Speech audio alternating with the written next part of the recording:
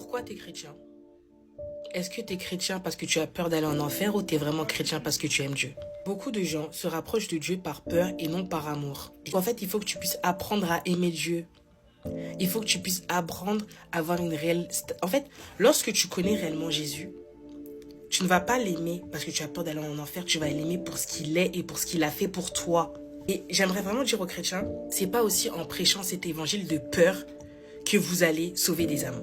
Parce qu'en fait, les gens, ils sont tellement terrifiés, donc ils s'obligent à avoir une relation avec Dieu lorsque... Ils doivent pas se sentir obligés. En fait, ça doit être instinctif parce qu'ils aiment Dieu, tu vois. Parce que là, ça va devenir comme si c'était une religion. En mode, tu vas prier parce que t'as pas envie d'aller en enfer. Mais tu vas prier juste pour prier lorsque... Nous, on prie parce qu'on aime Dieu. On prie parce qu'on aime sa présence. On prie parce qu'on veut être avec lui, en fait. Et tu dois prier à cause de ça. Tu dois pas prier parce que tu as peur d'aller en enfer ou quoi. Tu dois prier parce que tu aimes Dieu. Tu dois pas... En fait, maintenant, on prie Dieu par intérêt. C'est comme si tu priais par intérêt. Tu pries parce que tu t'attends à quelque chose en échange. Tu vois. Oui, je prie parce que je veux la guérison.